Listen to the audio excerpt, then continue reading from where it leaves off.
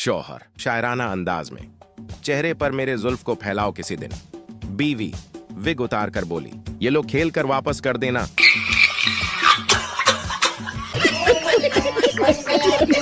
हर चीज में कमी निकालने वालों, गर्मी में कोई कमी है तो बताओ।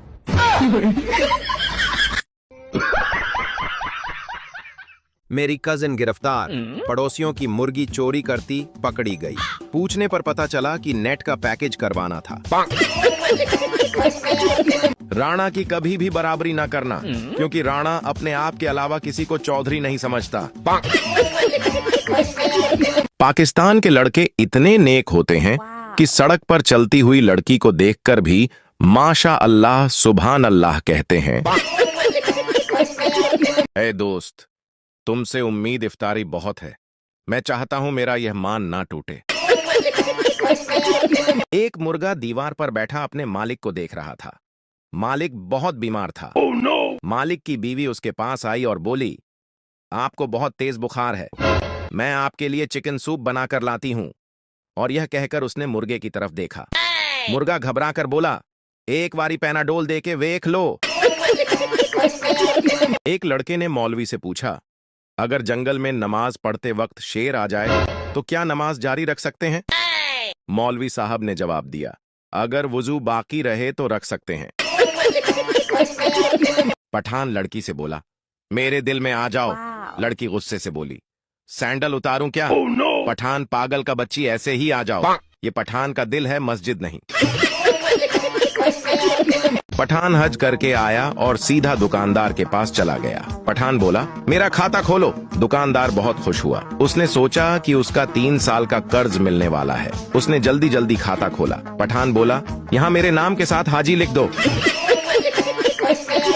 एक अंधा पुलिस में भर्ती होने गया। ऑफिसर ने पूछा, तुम्हें किस लिए भर्ती करें? अंधे ने बोला, अंधाधुन फायरिंग के लिए। एक पठान डॉक्टर बन गया। उसने पहला ऑपरेशन किया तो मरीज मर गया। पठान ऑपरेशन करके बाहर आया तो आसमान की तरफ मुंह करके बोला, या अल्लाह, पहला तोहफा भेजा है, कबूल फरमाना। एक पठान ने चिड़ियाघर बनाया और उसकी टिकट 100 रुपए रखी, लेकिन कोई नहीं आया।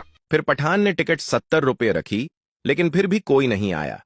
पठान ने टिकट 10 रुपए कर दी, तब भी कोई नहीं आया।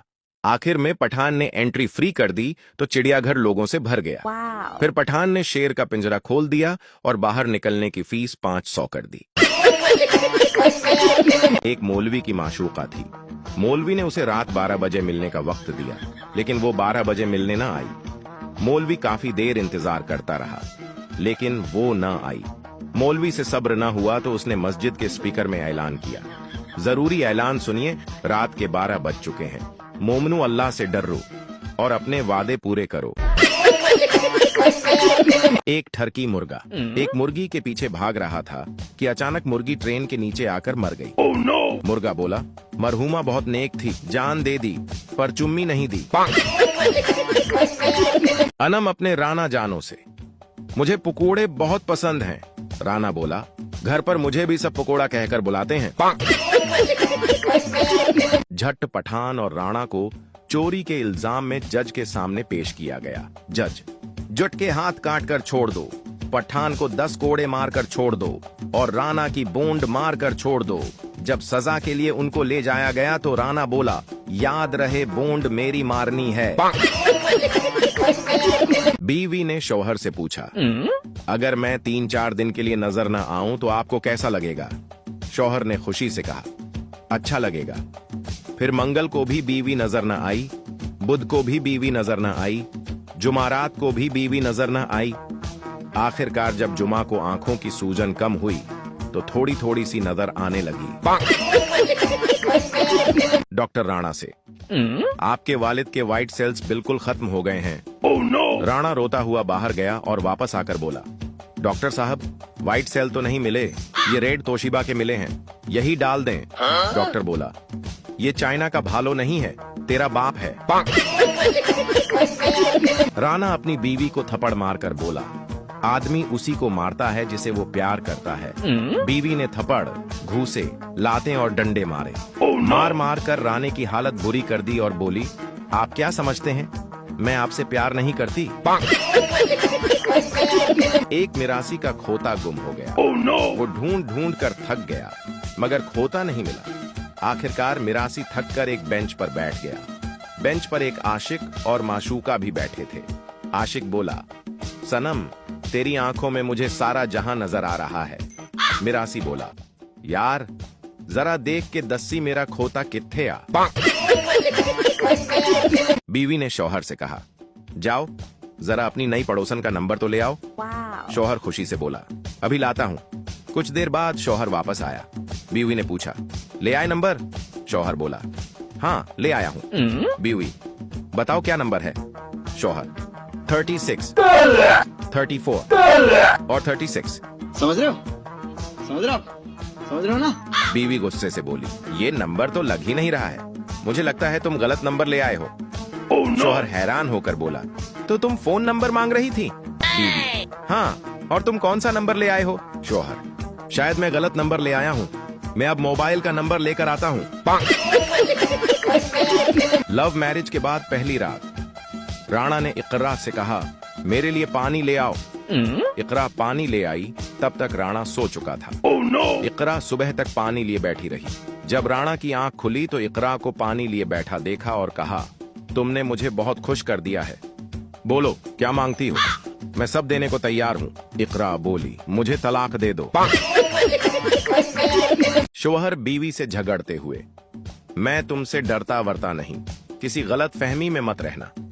बीवी, हाँ हाँ याद है मुझे, 10 लोगों को लाए थे मुझे देखने और 500 बारात पर अपने साथ लाए थे, भूल गए क्या? और मुझे देखो अकेली ही आई थी तुम्हारे घर। एक मौलवी जमा के दिन खिताब कर रहा था कि मेकअप करना नाजायज है, गुनाह है, इसलिए अपने घर की औरतों को मेकअप से रोको। एक आदमी खड़ा हुआ और बोला, मौलवी साहब, आपकी बीवी भी तो मेकअप करती है। मौलवी बोला, फिर उसनो फाप दावीते है ना।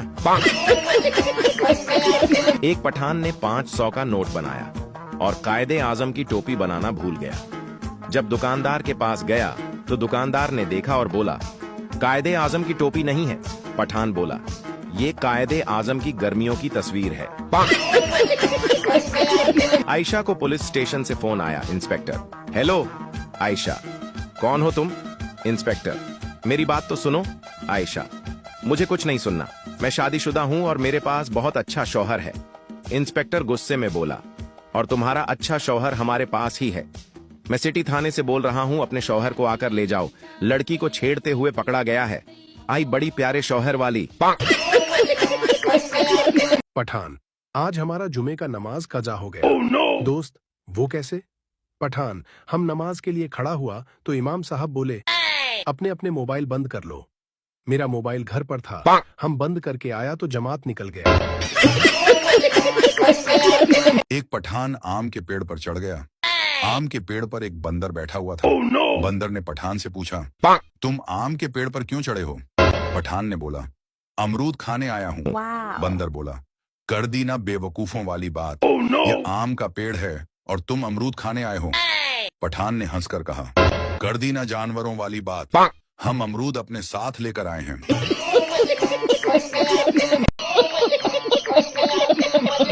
बाप ने अपने बेटे से बोला, बेटा तू शेर का पुत्र है और वो शेर मैं हूँ।